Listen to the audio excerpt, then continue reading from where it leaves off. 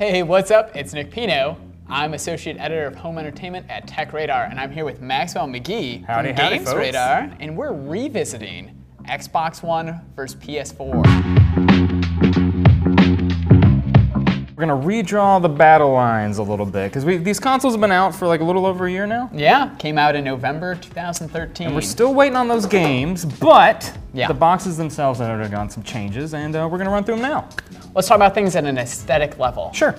Let's start with the Xbox One. Right. What do you think about the Xbox One? It's big, it's bulky, it's boxy. Yeah, so the main thing that gets me between the Xbox One and the PlayStation 4 is that the PlayStation 4 is a little bit smaller, so it'll fit more easily into your entertainment center, and the PlayStation 4 doesn't have the sort of bulky power brick that the Xbox One has. And that's something you always kind of forget when you're buying, because you just look at pictures of the consoles and you're like, yeah, they both look fine. But then you realize, oh yeah, the Xbox One, I gotta stick this giant power thing somewhere. So of the two of them, the PS4 is the one to be able to actually stand up on its side and Right. like still function. Yeah, you're not supposed to stand up the Xbox because it like blocks some vents or something. It could cause overheating, damage your system. Whereas yeah, PlayStation 4, you can buy like a friggin' stand to put it on. They are totally comfortable with you standing it up. So yeah, depending on what kind of entertainment setup you guys have, you just have to decide, you know, can I handle laying it flat or do I want to have it standing up? Let's talk a little bit about the controllers themselves, your primary interface to interacting with your system.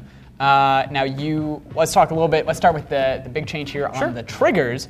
Triggers are force sensitive, so so they have this like kind of rumble feedback into the triggers And that's like themselves. a really cool feature. Mostly pops up in like driving games and stuff when you're driving over rough terrain. You can feel like it's rumbling in the triggers, but otherwise they don't. I really wish like more games would make use of that because it's a really cool feature. How do we feel about the bumpers themselves? The I think bumpers, it's pretty not so widely accepted that yeah, these L1 R1 bumpers on the top of the Xbox One controller are just not great. They're super shallow. It's real easy to like accidentally slip off and just tap one of them. There's just not a lot of good feedback there, and bizarrely, it's a step backwards from what the 360 had. Because the 360 had really nice, you know, firm, responsive buttons, which is what you want in a controller. Shifting on over here, let's talk a little bit about PlayStation 4. Big difference you'll notice right off the bat is the touchpad. Now, Max, what are you thinking about the touchpad? Yeah, much like those force feedback triggers on the Xbox One controller, the touchpad doesn't see a whole lot of use either. Sometimes you might have to like swipe up to do a thing, but that's really as much as I've seen the touchpad used in a lot of games.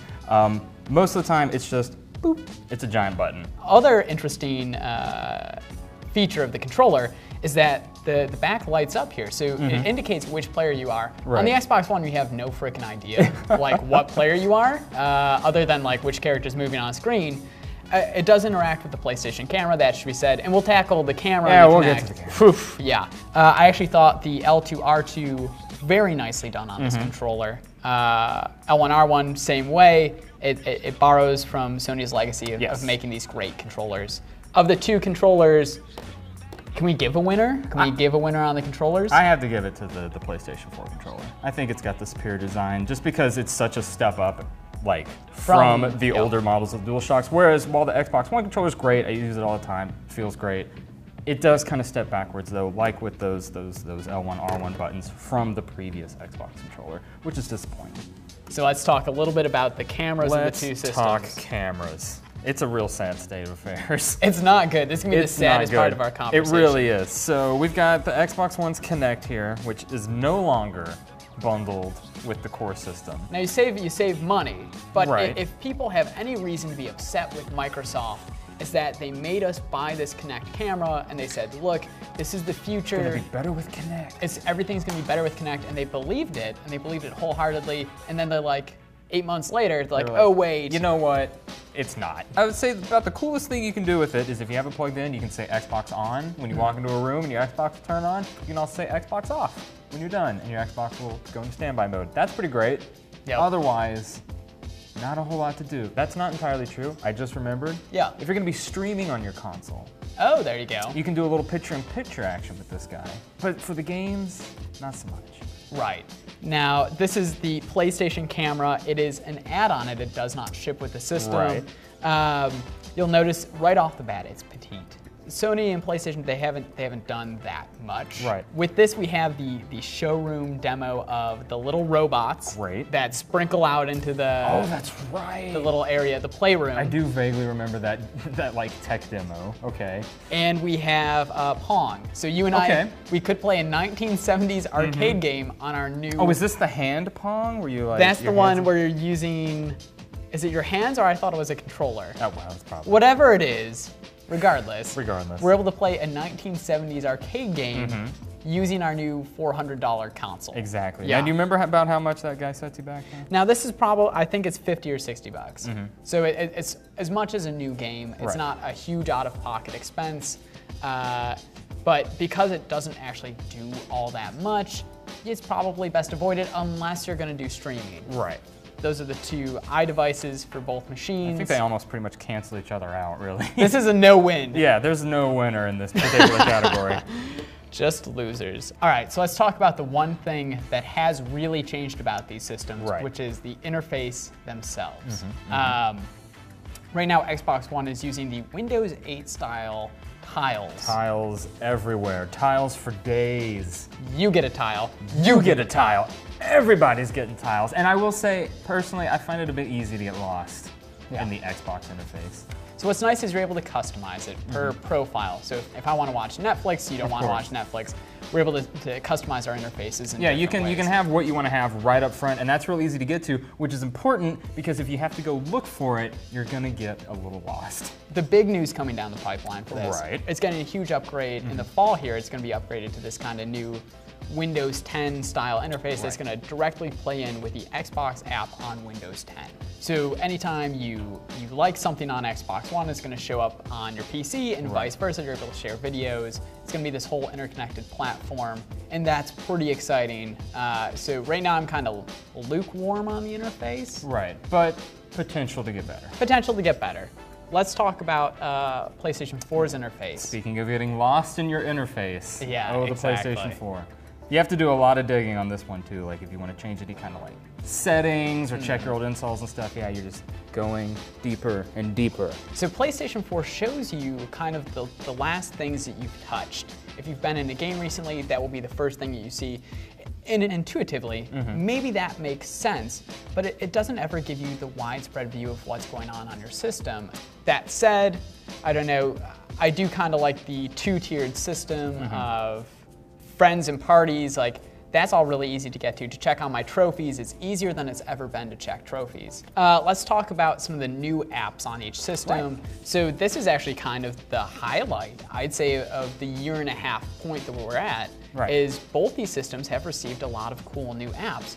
On the PlayStation side of things, we've seen PlayStation Now, which is like this instant game rental service, all done through the cloud. Yeah, that's sort of their answer for backwards compatibility, is if you want to play like these older PlayStation games, instead of just like using physical disc, you just sign up for this one streaming service. You get access to this giant library of games immediately. And there's no downloading, it's just you start it and you're good to go. We've also seen PlayStation Vue, which is their cable alternative through Sony. And we also have PlayStation Music, powered by Spotify. Probably one of my favorite features on the system. Yeah, because you can play music like on top of whatever you're playing in the game, and it'll fit in naturally. And it's very easy to adjust it, right? I actually don't need to leave my game to adjust the volume, and I think that's really, really cool. So on the Xbox side of things, we've actually seen EA Access, and we've seen this cable alternative called Sling TV. Sling TV, we'll dive into it super quickly. It's this cable alternative that offers you, around like 15 channels for 20 bucks a month. In contrast to PlayStation Vue, which is kind of this larger service. And then does if PlayStation Vue, does it follow sort of the tier structure that Sling TV has? Because you can start out like paying 20 bucks, but then you can pay more money to get access to more channels. EA Access, really quickly, it overlaps with Xbox Live Gold, and you're able to download older games from the Vault. Yep, the EA Vault. And then have access. Earlier access to upcoming games, and they did one of the most well-known examples was Dragon Age Inquisition. They gave it to you 5 days ahead of everybody else. Of them, who do you think's got it on this one? I mean, I will say I do like, one of the things we didn't quite touch on is I do like the Xbox One solution for backwards compatibility a little bit more, just in that it's baked into the console itself. It's like a free update, a free service they're going to be rolling out gradually, allowing you to play like select Xbox 360 games on your Xbox One. Whereas the PlayStation's alternative for backwards compatibility is that PlayStation Now service, where you pay a monthly fee and you get access to a larger catalog right away. But, you know, free is free. I mean, I guess the PlayStation 4 does give you more options if you're looking to drop some extra money every month on various services. But backwards compatibility, I think, kind of pushes the Xbox over the edge for me a little bit. I kind of feel that PlayStation has done it better as far as the apps are concerned, at least at this 1.5 year mark. Right. It didn't start off as the all-in-one entertainment console. Xbox One did. Yeah. But I think PlayStation's been catching up very really quickly. Yeah. Yep. With Music Player, with the streaming cable service, game rental service, it really has just been one update after another that have really blown me away. So I've been pretty impressed. Let's talk about the games. Yes. This is the big one. This is the big one. Of the two of them, I want to say off the top of my head, Sony has had more exclusives, but not more first-party exclusives. Okay. I want to say Xbox One, thanks to games like Sunset Overdrive, the Forzas, the Halos that have come out over time.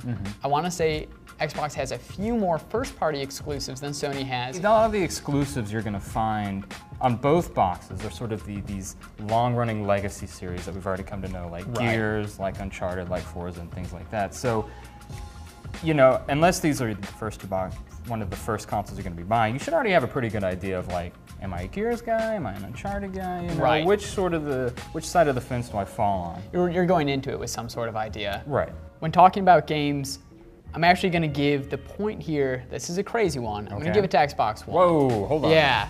Now, I think a lot of people disagree with me on this, but one of my favorite games was Sunset Overdrive. Really? I think it was very undervalued. Right. Very colorful game. Very colorful. And I think the lineup going forward favors Xbox. You just want that early access Tomb Raider, don't you? That's what why I you're want. saying that. You just want to get into Tomb Raider quicker. I just want Tomb Raider. I want Halo 5. Right. I want Quantum Break. I want Gears 4. I want the next Forza. Right. The list goes on and on of the games on Xbox One that I'm really, really excited about. And on PlayStation 4, yes, I'm excited about Uncharted 4. It's a great series, near and dear to my heart. I mean, I'll agree with that, yeah. Microsoft does seem to do a really good job of they have a really long list of like legacy exclusives for their boxes that are really strong. Whereas I would say perhaps that lineup is a bit weaker on PlayStation, but PlayStation tends to have perhaps a larger variety of games overall. Let's break into resolutions. Very painful for people. Very painful to hear about this. Sticking point, this one. If you're going to make a comment, you're going to make a comment about this point right now. On each system, there's a native resolution, and it's usually on these games it's like 720p or 900p on Xbox One games, and sometimes it's 900p or 1080p on PlayStation 4. Usually the PlayStation 4 games have a little bit more foliage or have a little bit more environmental factors. You'll see more cars driving. Now, Microsoft has told us time and time again, DirectX 12 is coming. That could change things. It could be the great equalizer in this debate, but as it stands right now, you're probably going to have slightly sharper games on the PlayStation 4, but you're going to need a magnifying glass. You're going to need to get up close and personal with your screen. Everything considered, I think maybe PlayStation 4 is a better game player without the great collection of games coming to Xbox One. Yeah. I would definitely agree with you on that point. Yeah, PlayStation perhaps a little bit beefier, but I would say, yeah, at the end of the day, the game of the game is the game. PlayStation 4, Xbox One, throw down the hammer. Which one and why? All right, for me, it's definitely gonna have to be PlayStation 4. It's got a sleeker, smoother design over the Xbox One. It doesn't have that bulky power brick. The controller feels great in your hands. It's an improvement over previous DualShocks in every way. And for me, I mean, the best part about it is the games library. It's got a large, diverse lineup of games, big AAA titles, lots of fun indie stuff. And if you are, feeling generous, want to cough up a little bit more every month, you've got Vue, you've got Spotify, you've got PlayStation Now. PlayStation Plus to get your free games. PlayStation Plus, and then, your instant game collection. You're getting free games every month. So there's a lot to be found in that box. There's a lot of variety to be found in the PlayStation 4 box, and that's why it takes the cake for me. I can see that, and I respect you as an artist. However, I'm going to have to respectfully disagree, and I'm going to go Xbox One on this. Now, you've brought up some points there that I agree with, that yes, it's a bulkier box. Sure. The controller may not have knocked it out of the park, but there are still smart designs. Okay. Microsoft has made some very smart changes. I do like the control sticks. I do like the HDMI in, HDMI out, that I'm able to pass in my cable box and use this. I'm able to use my controller as a TV remote, basically. I like EA Access. I'm a subscriber to it. And I like the first-party exclusives. I'm looking forward to the game catalog coming here in 2015, 2016. I think it's really strong. I'm an achievement hunter. I'll play Avatar: The Last Airbender for 1,000 points if it puts me up above one of my friends. You can snap that achievement app just right there on the side of the screen. And follow along. And I'll watch those Teplocs come one right after another. That's what I like, and that's the kind of gamer that I am. I like the NFL app. All of these things kind of combine to give me an all-around experience. All that said, the choice is up to you guys. Right, as always. Which one do you think is better? Well, I'd like to thank Maxwell from Games Radar for joining us today on this epic debate, and it's one that will continue, I'm sure. Yeah, it's going to continue out in the parking lot here once we finish wrapping up the shoot. For all the news and reviews you need to know about, keep it locked on Tech Radar.